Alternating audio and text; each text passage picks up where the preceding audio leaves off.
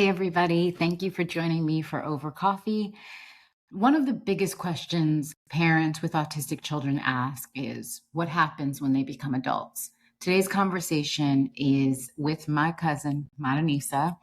She has an autistic daughter who has given me so much hope, I believe, because I think parents who are given this situation, it can be hard to navigate. So she was a mother who was determined to make sure her autistic child lives a life of determination, independence, and maximum effort. And I just hope that this will give every parent or caregiver resources that you may not have known about, investment accounts, trusts for parents who need them for this situation. There are very specific things to ask for at school that autistic parents with autistic children may need. So I really hope this gives you light at the end of the tunnel, and I hope it's incredibly helpful to you. So grab your coffee and let's dive in. Hey, everybody.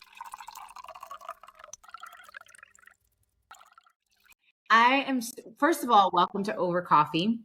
I'm so excited today because I have a very special guest. I always say that I love to bring the people, the places, the things, the ideas, the books to you to make your life a little bit more richer in more ways than one. And today we have my cousin, Marti, who is here, and we're going to talk about autism. And we're going to talk about growing up with autism and independently creating children who are able to go out to the world and function without us. And my cousin has an amazing daughter who is also my cousin, who she has done an incredible job. And we were talking and we said, my cousin's like, I want to give people the resources that they need, because I think a lot of people get lost, and it can be such an overwhelming state, especially depending on your circumstances and your environment. So without further ado, welcome my cousin Marti. And Marti, I want you to introduce yourself, tell them, who you are, what you do, and then we'll jump right into when you first found out that something was going on with your child that was different, and then we'll go from there. Again, my name is Marti. Yes, she's my cousin. I have two beautiful young ladies. I have a 7-year-old and I have a 22-year-old. Don't know what I was thinking with that age gap, but bless God anyhow. And it's my oldest daughter, my firstborn, Lene, whereas she's such a beautiful, special young lady. And I'm just so proud of everything she has been able to accomplish from when she was born, up until now. So I was about 23, 24 years old, and I found out I was pregnant. And I'm just ecstatic with everything, my firstborn, I didn't know what it was. I wanted to be surprised like a new mother, just wait until the baby comes to find out if it's a boy or girl. And going through delivery, it wasn't what I had imagined. You think you go in, you push, and you have this beautiful baby sitting in your arms. No, one, it was 41 hours of labor. It was straight pain, no medicine, no epidural, no anything. And Why? yes, Why? I'm just interested. Why? I wanted to go natural. I wanted to do everything naturally. Yes. Child, I said the same thing until it happened. I said, where's the epidural? Yes, no epidural, girl. I don't know. I don't know if I just wanted to try to be superwoman or something, but 3 rotation of the doctors I've seen, and the third round, she was like, I stopped dilating at 6.5, and they kept on saying her heart rate was going up, down, off the monitors. So they said we need to go in and take the baby. Came in, she's beautiful, small, tiny little thing, and just so happy that she was in our lives, and months go on, you go to the doctor and, they do the milestones at 3 months, 6 months. And I noticed around the 6 month mark, her milestones were a little delayed. And they said, well, let's not, take anything right now. Let's see how she does. And then I noticed that around, she didn't crawl or didn't want to crawl or didn't have the desire to crawl. I would prop her up and, just wasn't happening. So she went from sitting to walking at 14 months. There was no in between. Yeah, no in between.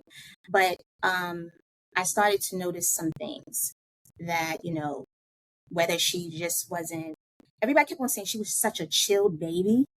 But as a mother, you just have that feeling something's not completely right. So started going to the pediatrician appointments, and they started saying, documenting what you're observing, document, what you're seeing, and, we'll continue to go from there to see if we're going to get further testing as she's getting older. So we're around 2 years old.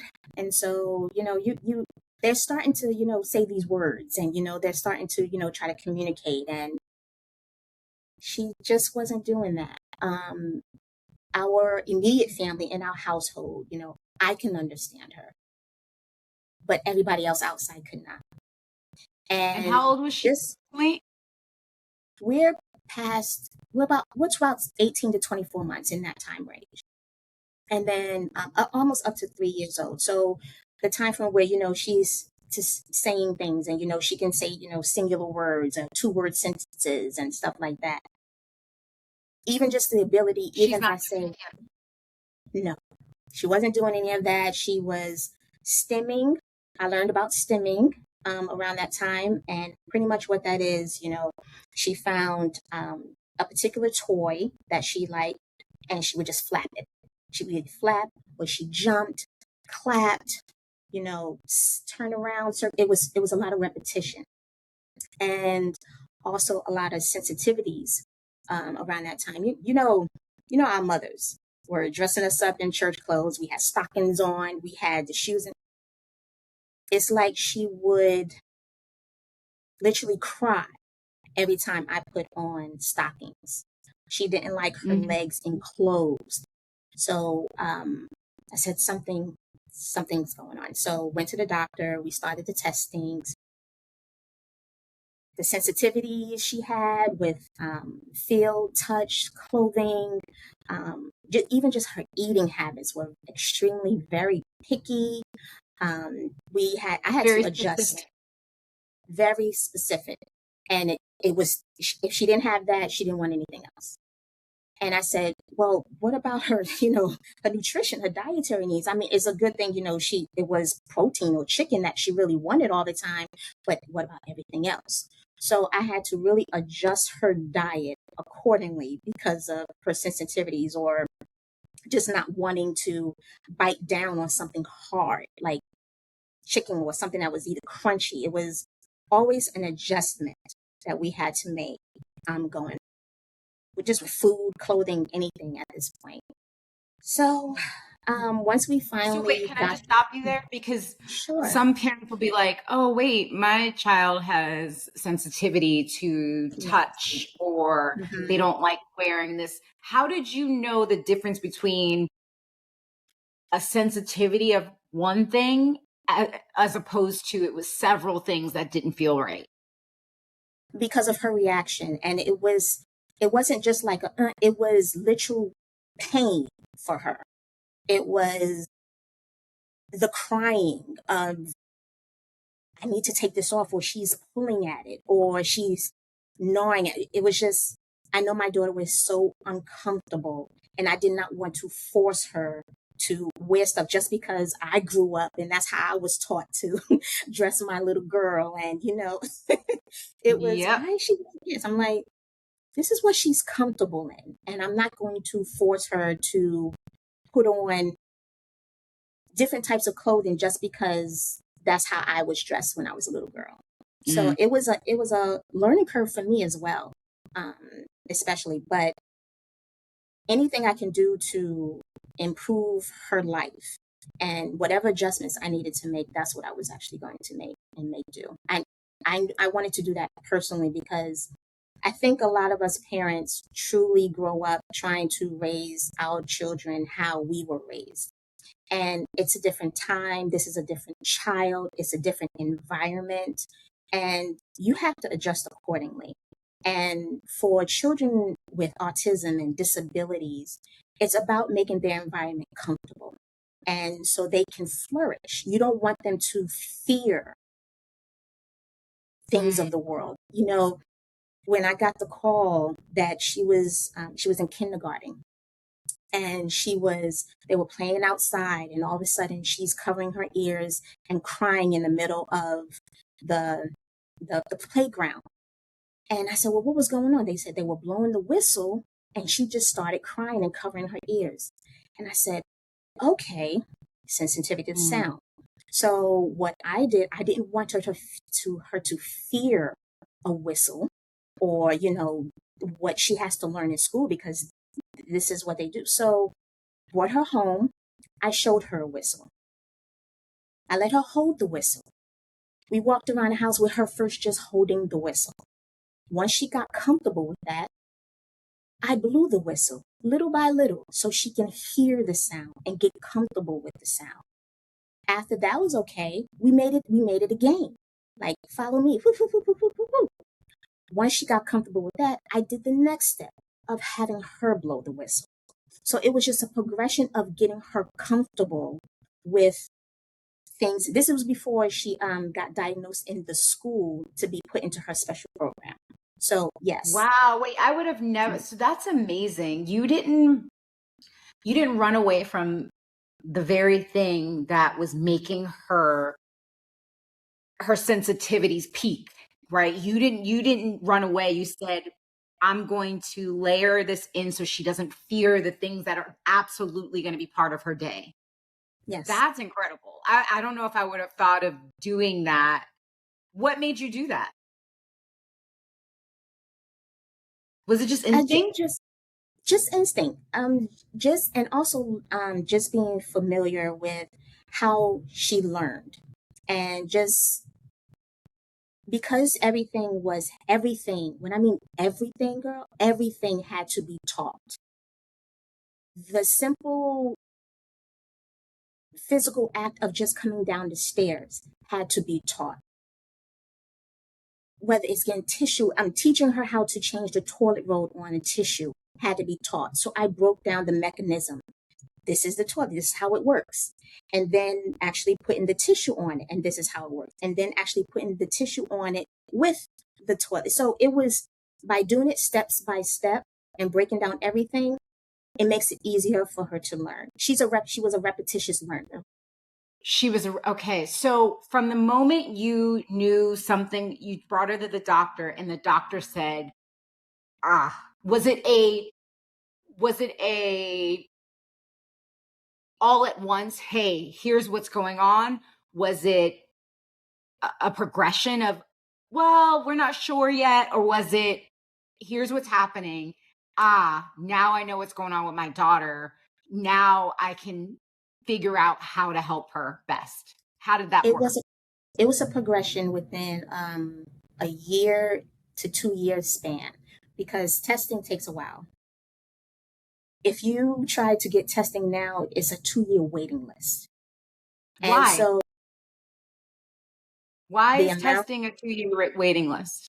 Because of the amount of people, individuals, adults, and children trying to get tested. It's a huge list, and the small amount of doctors who are able to perform those tests. That's why it's so long. Yeah, it's insane. So you know something at 3 years old. You realize there's something going on at 3. Yet you can't get diagnosed until maybe like she's 5 or 6 years old. That's a problem in our system. It really is. Wait a second. So the list is so long that you know something is not right at 3. Yes. The waiting list is so long that it's by 5 you get diagnosed. Yes.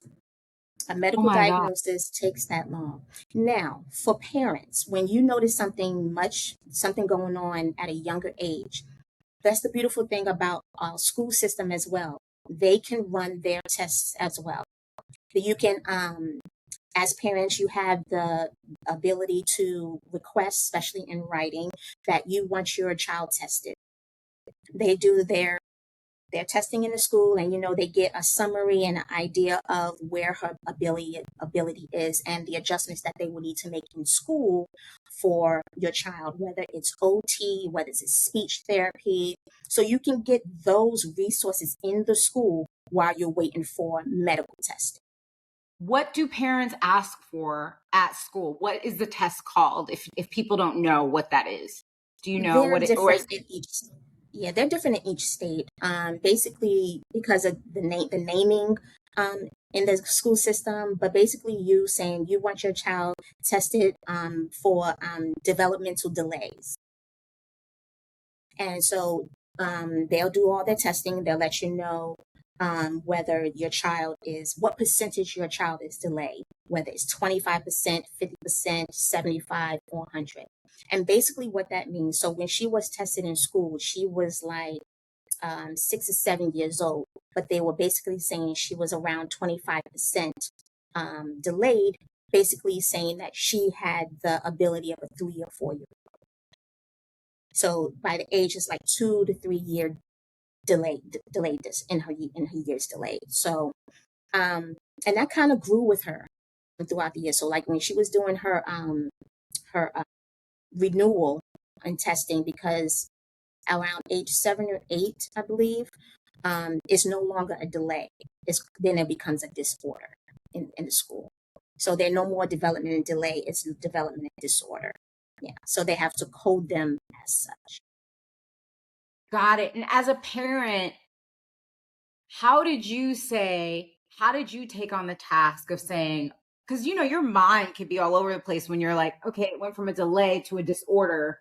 You know what I mean? That connotation feels very like my child's going to be left behind. And this is something that I don't know how to figure this out. What was your mindset once you found out, okay, she's behind 25%, which means she's like 3-4 years delayed at this age at 7 or whatever age that was. And then now at this next age group, it's no longer a delay, it's a disorder. How did you tackle and where did she go? How did you tackle that mentally for the parents out there?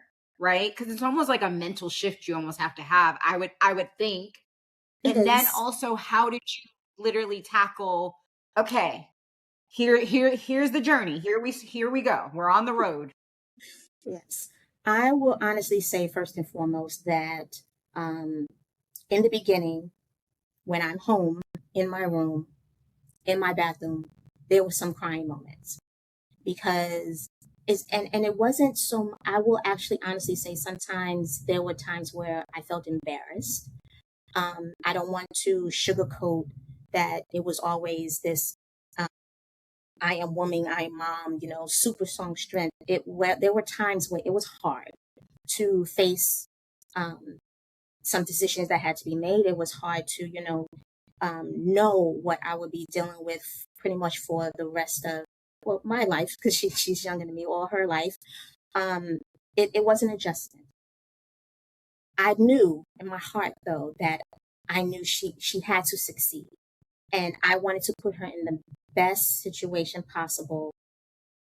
Whatever I can do to help her learn, whatever I can do to help her feel comfortable to talk to me and talk to whoever she could, just to make these decisions that I knew she was going to have to make when she got older. So after all the tears, and especially the tears, and even in the IEP means, I'm not going to say that, they're giving me the results, the stuff I knew, but just by them confirming it, it was tears of relief, and also just tears of, okay, now I know. Now here. So IEP is the testing. Yes, they do the testing, and then they put them on an individual learning plan. pretty much, to let them know in their IEP, they're going to get OT, occupational therapy. They're going to get speech therapy. They're going to get gross motor skills and fine motor skills therapy. When I mean she needed it all, she needed it all. And it's broken down where sometimes she's taken out of class, sometimes it's incorporated in class. But I also knew that she needed stuff outside of school. She needed she needed a social environment.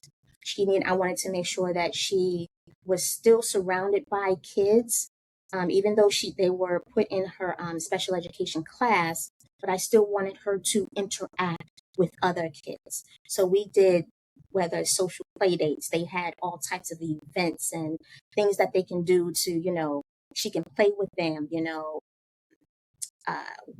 she also had an amazing aftercare provider who worked with me and the school to incorporate the things that she needed to learn. And whatever they did in school, they reiterated at aftercare. And I also reiterated at home.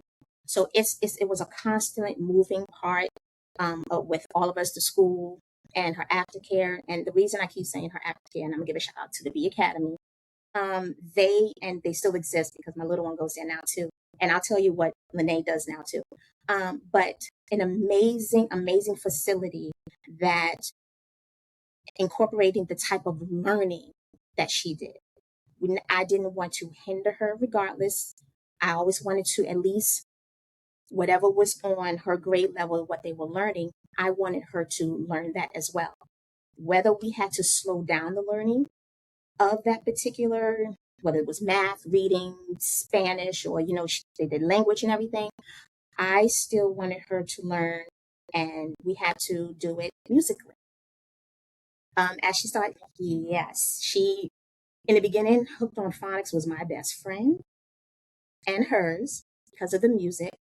But even as she got older, she had to learn on the beat. That's how she learned, whether it was patting her leg or clapping her hands. That's how she memorized, or that's how she learned. That's how she was able to retain the information. I will say to every parent, just take the time to analyze your child, learn your child, because every child learns differently. And once you actually learn how they learned, it's so much easier to give them that information in a fun, interactive way. And that's how she learned. It was music, and we had to do it every day, same routine. So you didn't just rely on the work of school. You relied on aftercare. Was that provided by school, or was that something that you had to supplement? That's something I had to supplement. Okay. And then at home, you are reiterating all of it. Yes. So that's like a 360 wraparound. 360 wraparound. And it's also great to have those individuals in your family. Like, she has an amazing aunt, Tiffany, who lives down the block, who very aware of my child and very aware of her niece and how she learned. When she went there, when she went to grandma, the circle that you put around your child is very, very important. Because a grandmother's going to be a grandmother regardless. She was like, oh, I know what my baby likes. I know what my baby's like. My child needs to learn this one. And you have to be an advocate for your child early on by telling people and informing people how your child learns and how your child receives information. Because if you don't, it can really throw off a child and throw off their, it really can. So you have to be really assertive in your child's plan and how they learn and how they develop. And you as a parent are the first advocate. You the one who have to speak up in these meetings. And because after a time, depending on what program they're in, they try, depending on how well your child is progressing, try to test your child out of those services. So you have to be, yes, you have to be the one. So how does that work? Wait, so, okay, because I'm like tracking all this. So she's on the path. You have her wrapped Yes. around 360. Mhm. She's at Yes. school. Mhm. She's going along. You have her supplemental aftercare working Yes. amazingly. You understand she works musically by beats, by repetition. She's doing this, Yes. making sure whoever she's around in the family, because grandmothers or grandmothers, they're like, I got this. And you're like, no, you don't. My child works this way. And when you say throw them off, they can just kind of go in a spiral, right? Yes. Is that what you mean? Yes. So then there, and then they come to a point in school around what age where they try to test them out of this. Depending on their progression, I would say they do testing at the end of elementary school so they know what program they need to put into middle school. And at the end of middle school, depending on that testing and that result, they say, okay, they reached this goal. Now she can be tested out of it. Would you be like, no, I don't want her tested out of it? You can flat out say no. And you would say, retest, let's reanalyze so when we know when she goes in high school what she's going to need. Why would you say, yeah, oh, sorry, go ahead. Yeah, why would you say, go ahead. No, this is good. Yeah. Because I knew she's still going to need lifetime, especially going to high school. She was going to need still additional services. And the reason what they try to set these particular goals, okay, if she does this 80%, if she does this 75% or 70% of the time, she's reached a goal. I said, okay, let's make a new goal. I was always the mother that said, let's make a new goal. Let's make a new goal. Let's expand beyond the template of what you're saying she only knows. So when it came to her in 8th grade, we did a whole new retesting because let me go back. At the end of elementary school, they were going to put her in just the regular school zone soon. But when I read her summary of the testing, I'm like, they don't have the program that she needs at this school or the services that she needs. So why are we going to let her go to that school? So I had to be the one to call a meeting to have everything retested, reanalyzed, and they say, oh, we apologize, Ms. Harris. She's going to go to this school. Now, because wait a second. school, So if you're not on it, if you're not on they it, will just send them to a school. Yes. And they can kind of relapse, right? Almost. Yeah, they can. They're not getting it. Because they're not getting it. Mm-hmm. You're not so involved where you're like, no. Well, one, do most parents know they can ask to be retested the way you did? I don't think most parents know. And the reason I don't think most parents know is because most parents don't read the handbook. And I'm just going to, it's going to be straight up honest. At every meeting, you sign a notice that's saying you received the handbook. I have received this handbook, I don't know how many times, but I actually read it. And all the information is in the handbook. Most parents don't read it. That's the God honest truth. There's so many things you can do, request on behalf of your child, and most parents don't do it because they don't know, because they haven't read the handbook. Because it's probably like, you know how when we sign away basically all our rights online, where it's like, I agree. You're like, yeah, whatever. Take my whole face, everything. I agree, because you want to get on the computer. Parents might think it's just says whatever, blah, blah, blah. But really it's telling you all the rights that you have and the requests and the ways to do things. So you need to read. One thing you need to do is read that pamphlet. Read the handbook. It's read in the there. Handbook. It's your rights. It really tells you your rights and responsibilities. That's the name of the handbook. And most people don't read it.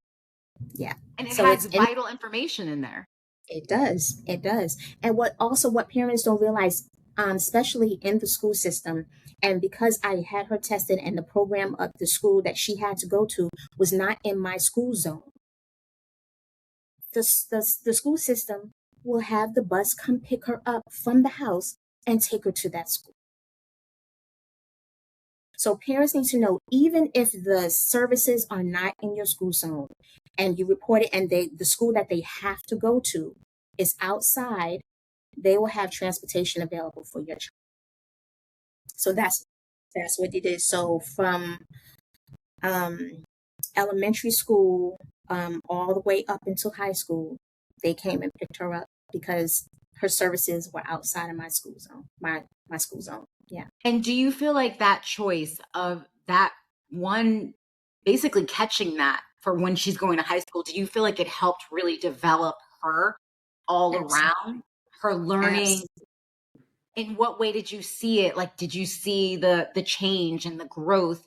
And then we'll jump into building greater independence really beyond school. Like what was that jump like? But while we're still like, so she's in high school and you see her thriving, or do you see her adjusting? Like how did that work, and what resources within, even in that school, did you figure out that you had that you could take advantage of? Okay. High school was amazing for her. And for her, her high school was stretched out to 6 years instead of the four. There was an additional 2 years for 11th grade.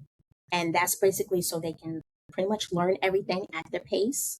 But her experience it was great.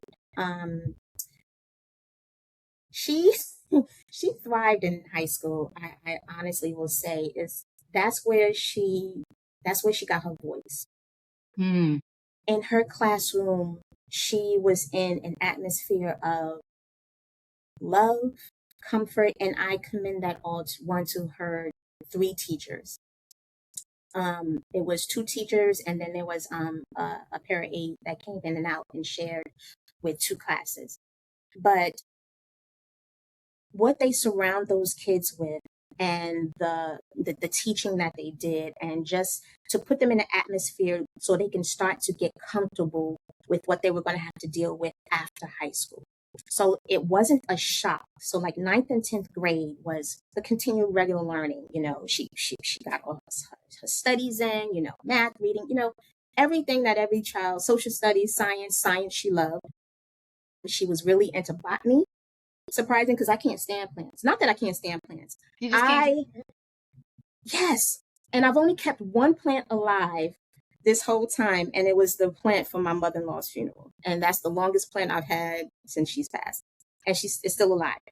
That's the only plant. Other than that, but she she loved planting, botany. So the sciences, but when the doctors, when the doctors told her that my daughter would have a hard time speaking, my daughter would have a hard time walking, she wouldn't be able to walk or talk, and to see her thrive in school where my daughter participated in the Special Olympics and won gold medals, silver medals. I mean, we went to state at Towson University, my alma mater, and she just soared with all being athletic and competing in an oratorical contest. In a what contest?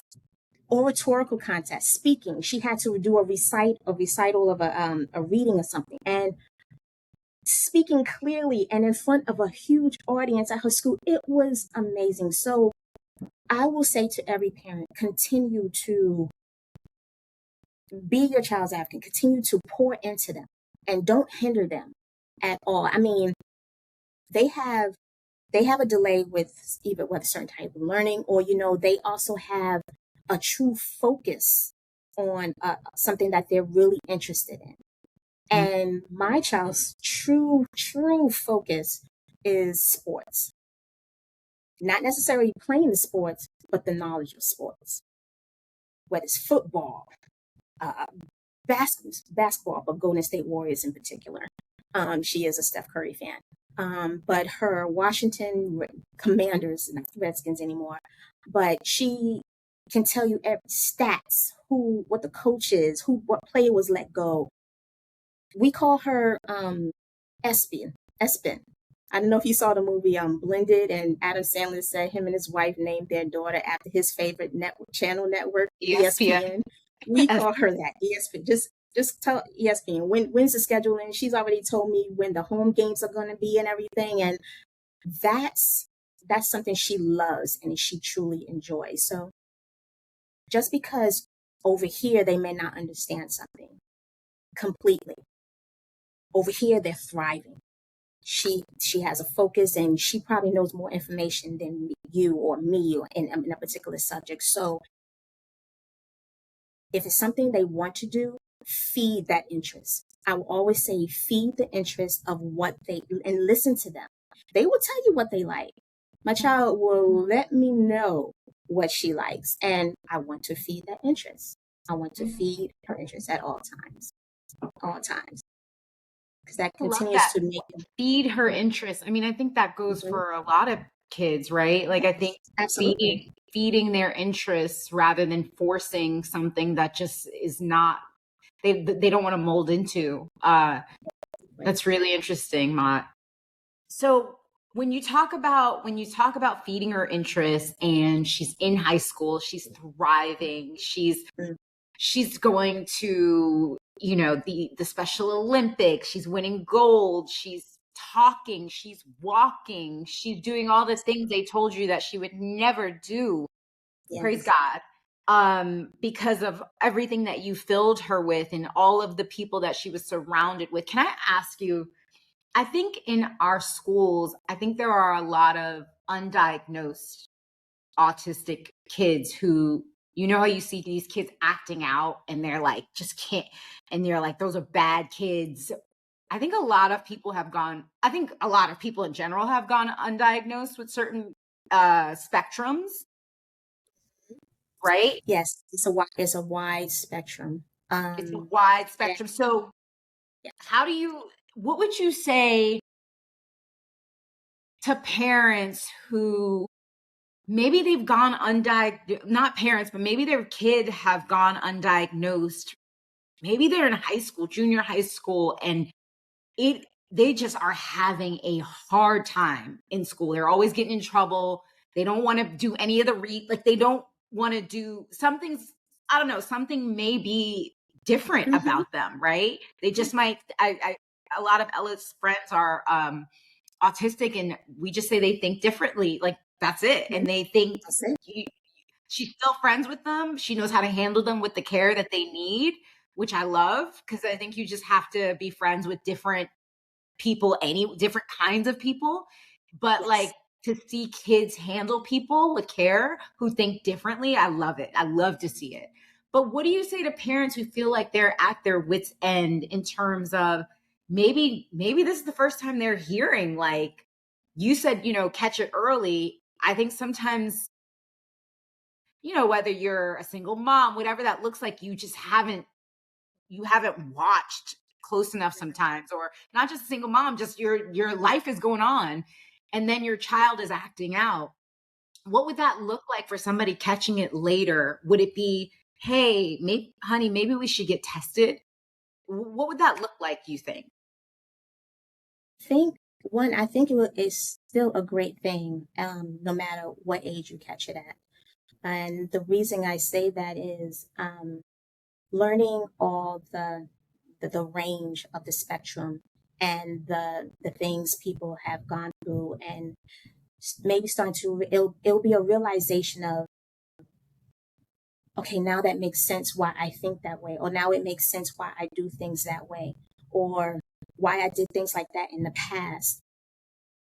I've come across a few adults in my time, this year actually, who feel that are not diagnosed yet with this, and it's okay to try to get an idea or get a diagnosis now. I believe somebody was in the news recent, some celebrity was who recently just came out saying she was diagnosed with she's a functioning autism, and that is very prevalent in today's society, where a lot of us didn't realize that the way I acted or the way I've been doing things, it makes sense. And sometimes it not brings maybe a closure, but just more of an understanding of why I am the way I am, which is great. You're a beautiful person regardless. But to know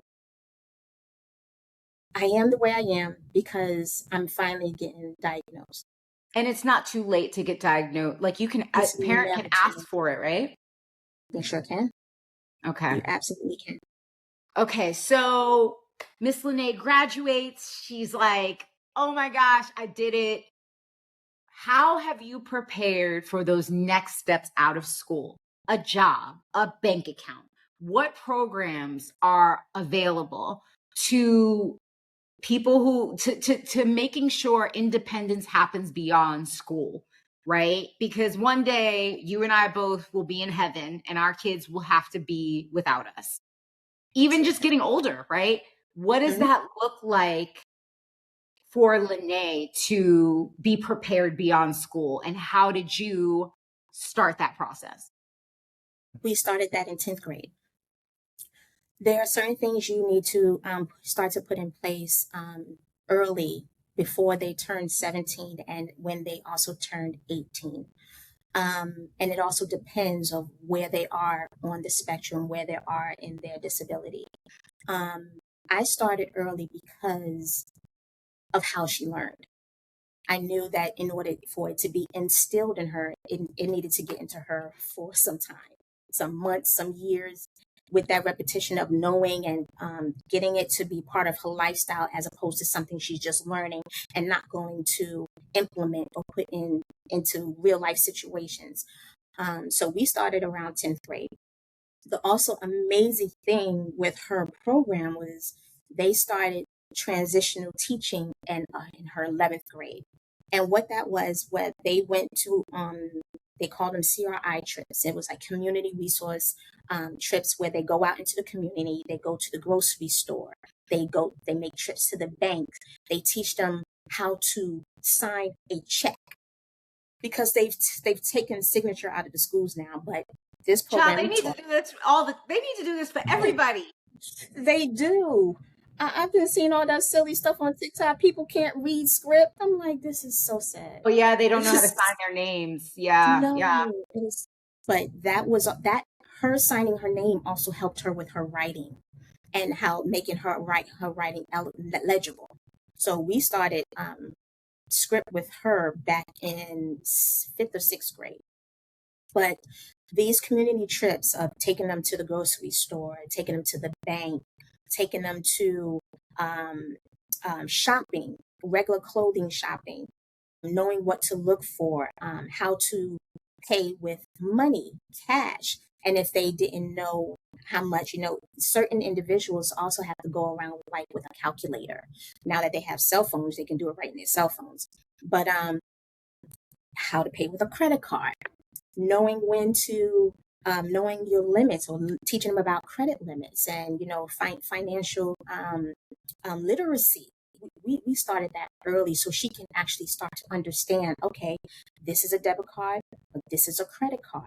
This one's attached to my bank account where my money is. This is actually all credit, but I still can't go over my credit limit because I only have, say, $1,000 over here, but my bank account has, say, 5,000. Explaining the difference between both and how to utilize it, and just understanding um, um, basic life skills, thriving skills, to make her understand and function what she's going to have to do. I started teaching her how to do laundry when she was 9 years old because it was easy. Kids now can do it. They sort by colors. And once she actually separated out her colors, she was able to wash her clothes every week. I literally, I'll say it started around 8th and 9th grade, which is the beginning of high school. I had a checklist. I had one for her bathroom and I had one for her room. The checklist she had to go through every day to make sure as far as was her room organized, clean up the floor, clean up everything on the bed, make sure everything was taken downstairs and put in the garbage. In her her bathroom, was everything clean? The toothpaste, I had to adjust because even with holding toothpaste and squeezing toothpaste, because of her gross motor skills and her fine motor skills in her hand, which we always have to strengthen every day, she couldn't get all the toothpaste out. So we adjusted. We got her that rolling mechanism that can push the toothpaste up. She will always lose the caps. We got her the silicone cap where it would never get lost. It stayed on the toothpaste and it would just come out when she squeezed. We made these adjustments so she would know how to function first in the house. Now, one thing I wanted to, and what I told a group that she's actually associated with, the parents in the group, I said, thank you for helping us to reiterate everything that they do in the house, in their bedroom and in their bathroom. But life is also outside of the bedroom. Does my child know how to change a light bulb? Does my child know other things in the house to clean, sweeping, vacuuming? I know we did chores when we were kids, and she has some chores as well, but there's more to than just fixing up everything in my bedroom. So I started teaching her how to function in other parts of the house, and if something breaks down or if something needs to be changed, how to do it. We have a evacuation plan. We do fire drills in the house if something happened. We do checklists after she's made her food in the kitchen. We made adjustments to the type of cooking she needed to do because she had a fear of the oven and the stove because hot heat. But she wanted to cook. It's one thing she said she loved doing. She loves cooking and she loved baking. How do we adjust for her to cook? We got air fryer. Of course, the microwave's there. We have a single tabletop stove, so she'll be able to cook easily on that tabletop. And of course, she has a toaster, but we made these adjustments so she would feel that she was comfortable enough to function in the kitchen by herself. So a lot in high school, she helped me with preparing Thanksgiving meals, but there were days where we would schedule where she would make the meal. She would make the dinner for the house. She would make breakfast. Food was great. Her specialty is green beans. So we just had to really incorporate her as an adult because when she turned 18, legally she was an adult. And I did not want to necessarily hinder her because she was still in high school. But I treated her as such, like whether stuff she wanted to pay for, did she have money to, how much money was this a good price, making sure you got your correct change back. Experiencing these things and going to these places with her and actually explaining it to her as opposed to her coming with me so I can do my shopping. No. And doing it for her. So you really allowed her you taught her, but then you made her do things by herself. She had to do obviously it. She had to do it by herself. And so was this when you say this program, was this a program outside of school, or is this something that you had to pay for? Was this a government program? What was that? And are they all over the place? While she was in school, it was a program in school. It was a community resource program. And what it does is it teaches those who are transitioning out of high school life skills, everyday life skills, everyday skills that they're going to need to learn once they're gone out of high school. So it wasn't every day. They also, once they were in the last part of 11th grade, going into 12th grade, it was also a work study program. So they actually went out twice a week. She's worked at Planet Fitness.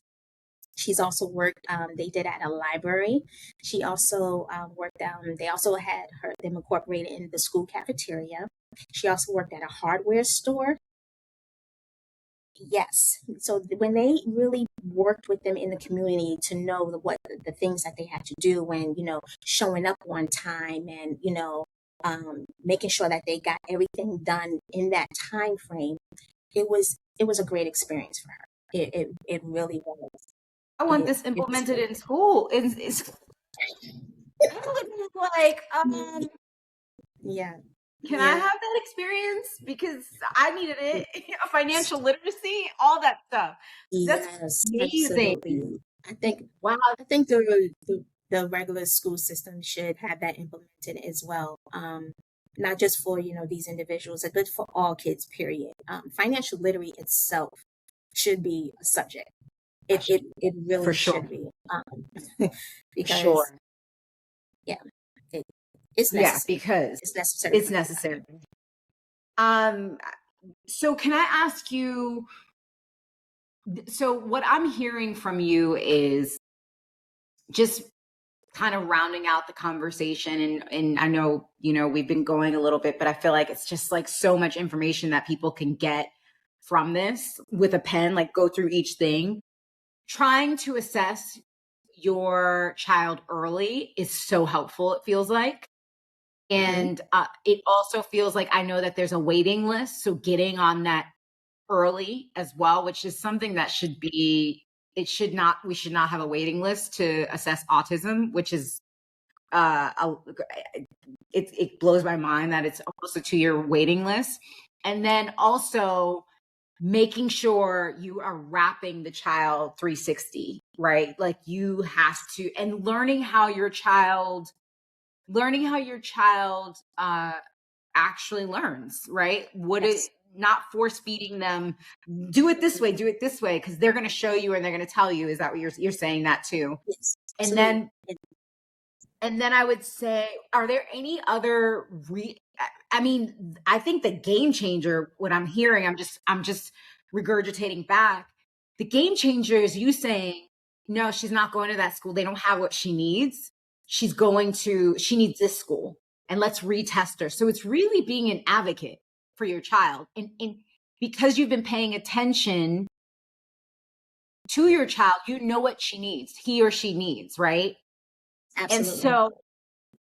And so I think my last thing would be, once they're out of high school, once they're in the world, like the real world, right? Are there programs that people can access that they probably won't know about, or whether it has to be supplemental, but what are those things that you feel like are missing out of the conversation that you think would be helpful to those on this journey of autism? Absolutely. One of the main things is to know, especially when you're speaking to your IEP team and your group within the school before they leave school, is everything you need to apply for once they leave school. There are, especially with, it's pretty much those Medicaid waivers, because those provide those resources and those programs and funding for your child to get, whether it's respite care, you need personal support, you need community development support, and all those actually wrap under a program called DDA services. It's called DDA here, Development and Disability Administration. And there's DDA programs in each state. They just have different names for them. But getting those resources, and also every county also has a disability program. Here is called the ARC. The ARC is one of the main programs here, where they have day programs for individuals. They have all different types of activities that they can incorporate in their daily lives, because under this DDA waiver and Medicaid waiver, it's pretty much you are self-directing your child's schedule and self-directing your child's life. Every day they're on a schedule, as far as in the morning, whether they're waking up, you're helping them with their medicine, their medication, they're going to classes, they're going to different courses, they're going to work, they're going to volunteer services. These programs can hash out their daily lives every single day. And one thing I've learned through this journey, the other resources that are available to them is, applying for SSI is a big thing, their Social Security, but also understanding Social Security with its limits and what they're able to do, and the time frame that you actually have to apply for Social Security. For my child, because Social Security, especially if they're diagnosed early, which she was, her basically the income that she probably would have received at a younger age would have been much less, because at that age, before age 18, it's all dependent on our income, me and my husband's. When they turn 18, it's solely based on them alone, because they are an adult.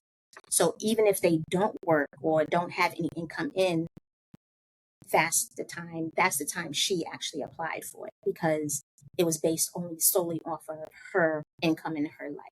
But for Social Security and stuff like that, you have a limit after they leave high school, and some, I think that age is like 22, 23 years old, where they actually have to apply for these services before they're unable to apply for them.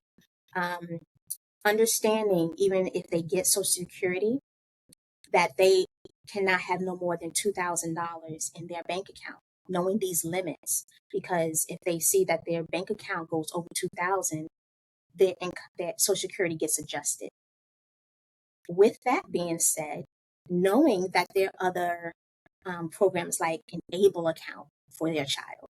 So an ABLE account is a bank account, but it's also like investing. It's investing their money in that particular bank account, where money, especially gifts from family or anybody, they can give up to $19,000 in a year to that ABLE account, and it won't affect their Social Security. It's knowing these things. So it's knowing where to put the money, so that, because you gotta save for your child, right? To save for your child. Because if you're just holding somebody at $2,000 and being like, well, if they go over that, they can't get these programs, it's insane, because you're like, $2,000 won't do anything for somebody's lifetime and to prepare them to live. Yes, absolutely. And know that there's also a special needs trust specific for these reasons. So that is one thing I would definitely recommend to any parent to get, is a special needs trust for their child. Get an ABLE account. An ABLE account is available in every state. There's 4 states that is not available in, which is North Dakota, South Dakota, and 2 other states. But if you are living in those states, ABLE accounts like the one in Maryland can take out-of-state residents. So wherever you are in the country, you're able to get an ABLE account for your child. So that's one of these amazing things about this ABLE account.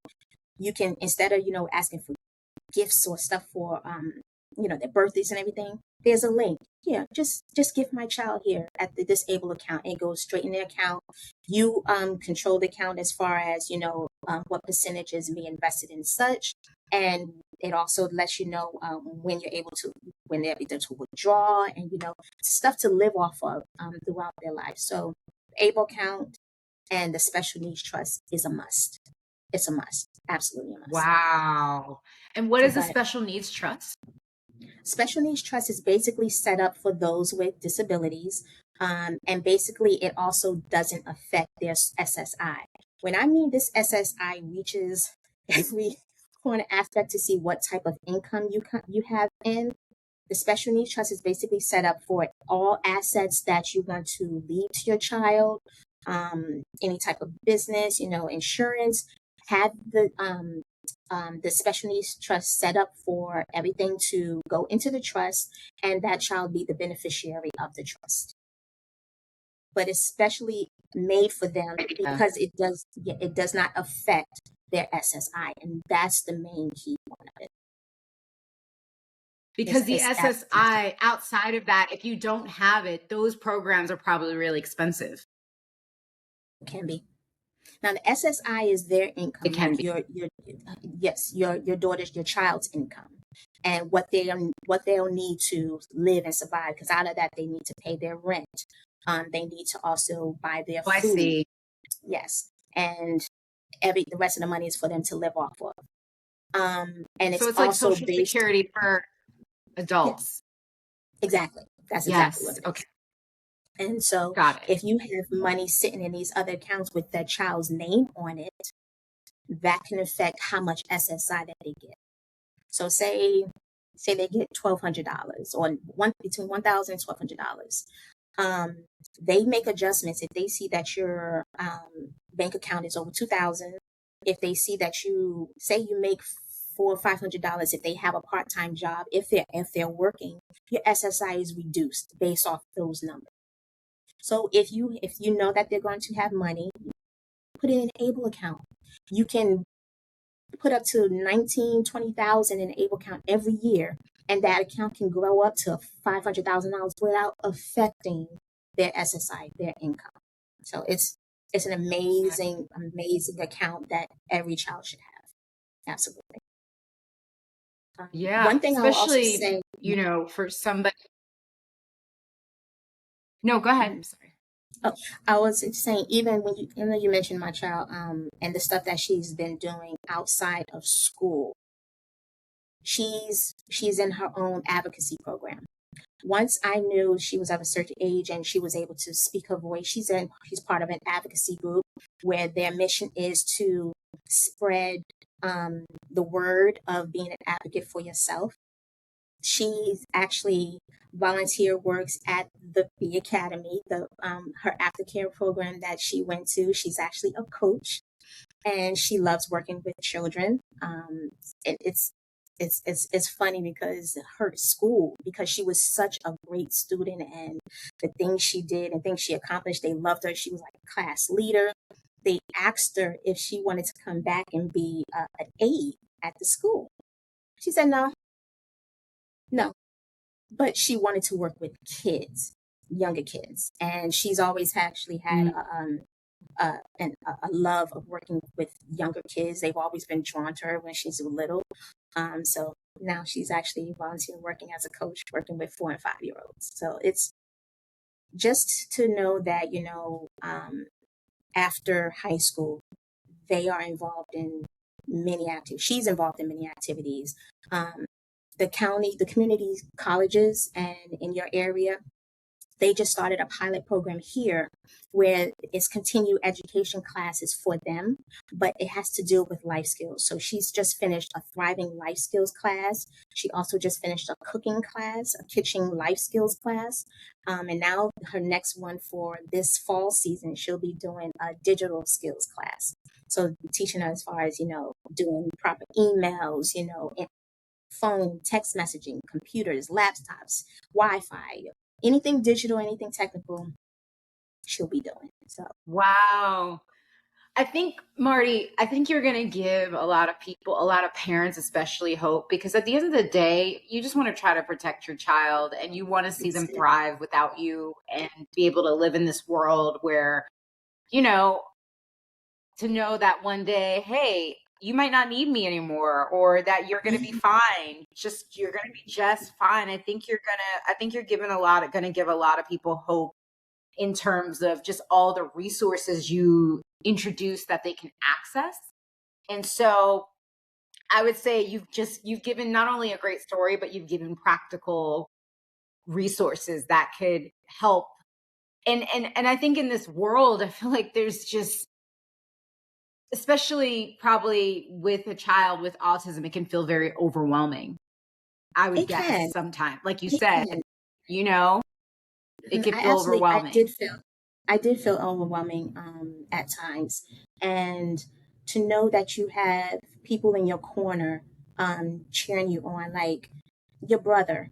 There was when we were having dinner one evening, we were at the house, and I was, telling him as far as everything I was going through at the time, more additional testing and the stuff that she was doing. And I'm trying to get this done and that done. And I was explaining the symptoms that she was going through from the test results. And he said, forget them. She's a superhero. Forget that if she has that vision over there to see bugs and then she can't feel pain and, she doesn't get dizzy, she's a freaking superhero. Don't worry about what those people are saying. I said, my child is a superhero, and it's encouragement and stuff like that it just warmed my heart. It made me laugh, but it also let me know that my child is special. My child has her her own abilities, and it's her abilities. It's nobody else's. It's hers. And when they develop and when they come to fruition, she's going to be an amazing young lady, regardless of what they say, what they do. But as long as you are that parent who has her back, regardless, these children can thrive and be functioning, independent adults. And I will say to any parent now, keep going. There are hard days. I'm not going to lie to you, but continue to pray for patience. There are beautiful moments throughout this entire journey, and I've enjoyed every step of the way just because of who she is today. She's a beautiful young lady who speaks her mind, who I've created and helped her create an environment where, She's comfortable with talking to me about any and everything. And you want your child to be able to, do that and to express how they're feeling. Because a lot of these children um, sometimes feel as if, they don't have a voice or they can't express how they feel, what they're Hmm. going through. So if you create that atmosphere in this comfort zone of, I'm here for you, I'm able to talk to you. And I know I've shared with you an incident that happened where I was so proud of my daughter in that moment where she came and talked to me um, that day when it happened. And for my child to do that was it was truly amazing, and it was a truly special and impactful moment. But what's more impactful is after that is how you react and how you adjust or do what they've what they've told you, and for her to see me um, react, and for me to not ignore what she told me, but to address the issue and the concern, made her even come to me more. So open your ear gates, open your heart gates with your children, because they have a lot to say. They have a lot going on in their mind, and for them to express it openly is one, so freeing for them, and to have a comfortable place to do that is even more satisfying. And it's just been a pleasure to be her mother. And I can't wait to see in my lifetime that I have left to see what she does, because she's such an amazing, beautiful young lady. Yeah. Well, it's just a Just reflection of her mom. So it's just a reflection of you. So your patience and your just accessing your gut and what you know is true. I think it's amazing. Thank you so much for this conversation. I think one, it's opened my eyes to so many things that I feel like I gotta just teach, some more life lessons, implement those. But I think you've given so many practical resources to help people with. Our last question would be, what is filling your cup these days? what is filling my cup? What Yeah. is What's filling my filling your cup? cup? Myself. I've been on this journey finding myself again, just as a woman.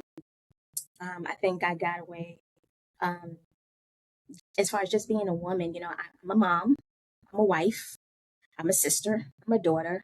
But just getting back to Marty and the things that she wants to accomplish, just in life, and within the next 6 months, I have my 6 months goal, I have my year goal, and I have my 5 year goal, and things I just want to do and accomplish just as a woman, not necessarily in our business, not necessarily as a mom, but just for me.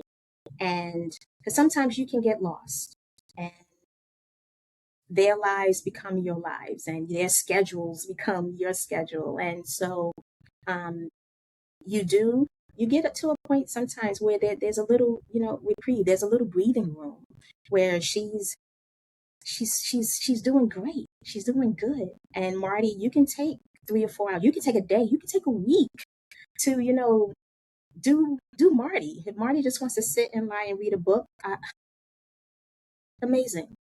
just to just to I love it. just to really, but What book is there any I, specific book that you're having fun reading? yes, I'm going through my Game of Thrones books. Awesome. Game of Thrones. I love Yes, it. I love I do have Game of Thrones, and I actually like Judith McNaught books. I'm helpless or romantic sometimes. So I love it. I love it.